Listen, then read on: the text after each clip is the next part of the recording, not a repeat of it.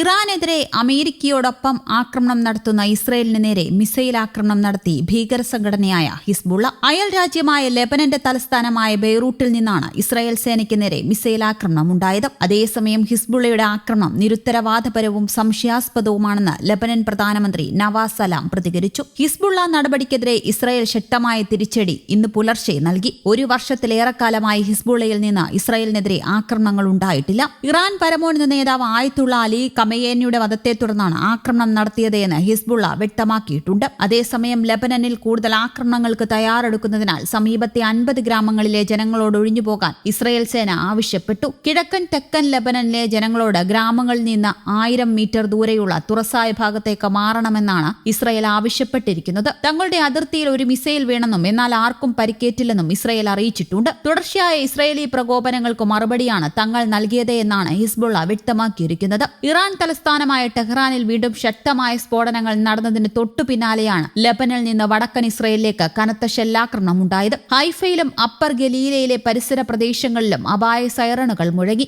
ലെബനിൽ നിന്നെത്തിയ ഒരു റോക്കറ്റ് പ്രതിരോധിക്കാൻ കഴിഞ്ഞുവെന്നും പക്ഷേ മറ്റുള്ളവ തുറസായ സ്ഥലങ്ങളിൽ വീണവെന്നുമാണ് ഇസ്രയേൽ സൈന്യം വ്യക്തമാക്കുന്നത്. ആക്രമണത്തിൽ ആർക്കും പരിക്കേറ്റിട്ടില്ലെന്നും നാശനഷ്ടങ്ങൾ ഉണ്ടായോ എന്ന് വിലയിരുത്തുകയാണെന്നും ഇസ്രയേൽ സൈനിക വക്താവ് അറിയിച്ചു. ആക്രമണത്തിന്റെ ഉത്തരവാദിത്തം ആരും ഏറ്റെടുത്തിട്ടില്ല. ഹിസ്ബുള്ളയാകാം ആക്രമണം നടത്തിയത് എന്നാണ് ഇസ്രയേലി മാധ്യമങ്ങൾ റിപ്പോർട്ട് ചെയ്യുന്നത്. ജൂണിലെ ഇസ്രയേൽ ഇറാൻ യുദ്ധത്തിൽ ഹിസ്ബുള്ള ഇടപെട്ടിരുന്നില്ല. ആ സ്ഥിതിക്ക് ഈ ആക്രമണത്തിന് പിന്നിൽ ഹിസ്ബുള്ള എന്ന് സ്ഥിരീകരിക്കാനാവില്ലെന്നും റിപ്പോർട്ടുകളുണ്ട്. 2024 നവംബറിൽ US മുൻകൈയെടുത്തു വന്ന വെടിനിർത്തലിനു ശേഷം ഇതാദ്യമായാണ് ലെബനനിൽ നിന്നും ഇസ്രയേൽ നേരെ ആക്രമണം ഉണ്ടാകുന്നത്. പ്രാദേശിക സമയം രാത്രി 9 മണിയോടെയായിരുന്നു ടെഹ്റാനിൽ സ്ഫോടനങ്ങൾ ഉണ്ടായത്. ടെഹ്റാനിലെ ഒരു പോലീസ് സ്റ്റേഷന് നേരെ ആക്രമണം ഉണ്ടായി. എത്ര പേർ കൊല്ലപ്പെട്ടുവെന്ന് വ്യക്തമല്ലെന്ന് ഇറാനിയൻ മാധ്യമങ്ങൾ റിപ്പോർട്ട് ചെയ്യുന്നു. തകർന്ന കെട്ടിടത്തിന്റെ അവശിഷ്ടങ്ങൾക്കിടയിൽ ആളുകൾ കുടുങ്ങിക്കിടക്കുന്നതായും വിവരമുണ്ട്. അതിനിടെ വ്യോമാക്രമണങ്ങളിൽ 7 ഇറാനിയൻ സൈനിക കമാൻഡർമാർ കൊല്ലപ്പെട്ടതായി ഇറാനിലെ ഒരു വാർത്താ ഏജൻസിയും റിപ്പോർട്ട് ചെയ്തു. സായുധ സേനയുടെ പരമോന്നത കമാൻഡറുടെ ഓഫീസ് മേധാവിയായ Basij major general Shahid Mohammad ഷിറാസിയും കൊല്ലപ്പെട്ടവരിലുണ്ടെന്നാണ് വിവരം. ഇറാനിൽ നിന്ന് ഇസ്രയേലിന് നേരെ വിക്ഷേപിച്ച മിസൈലുകൾ തങ്ങൾ തിരിച്ചറിഞ്ഞിട്ടുണ്ടെന്നും അവയെ വെടിവെച്ചിടാൻ തങ്ങളുടെ പ്രതിരോധ സംവിധാനങ്ങൾ പ്രവർത്തിക്കുന്നുണ്ടെന്നും ഇസ്രയേൽ സൈന്യം പറഞ്ഞു. കഴിഞ്ഞ കുറച്ചു മിനിറ്റുകൾക്കുള്ളിൽ ബന്ധപ്പെട്ട പ്രദേശങ്ങളിലെ മൊബൈൽ ഫോണുകളിലേക്ക് ഹോം ഫ്രണ്ട് കമാൻഡ് മുൻകൂട്ടിയുള്ള നിർദ്ദേശങ്ങൾ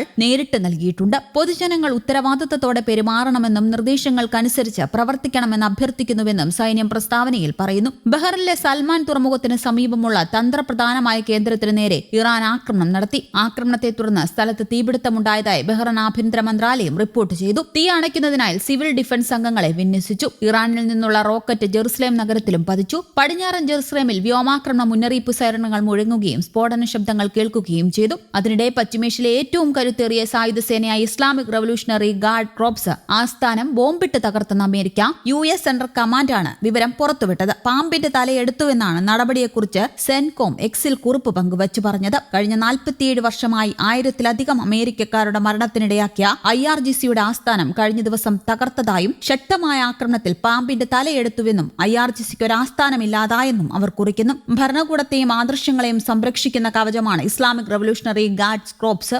1979 ഇസ്ലാമിക വിപ്ലവത്തിന് പിന്നാലെ പുതിയ ഭരണകൂടത്തെ ആഭ്യന്തര ബാഹ്യ ഭീഷണികളിൽ നിന്ന് സംരക്ഷിക്കാനാണ് റവല്യൂഷണറി ഗാർഡ് രൂപീകരിച്ചത്. ഇറാന്റെ സാധാരണ സൈന്യത്തിന് സമാന്തരമായി പ്രവർത്തിക്കുന്നത്. സാധാരണ സൈന്യം പ്രതിരോധ മന്ത്രിക്ക് റിപ്പോർട്ട് ചെയ്യുമ്പോൾ റവല്യൂഷണറി ഗാർഡ് നേരിട്ട് റിപ്പോർട്ട് ചെയ്യുന്നത് ഇറാന്റെ പരമോന്നത നേതാവിനെ സ്വന്തമായാണ്. News desk Kerala Kaumudi.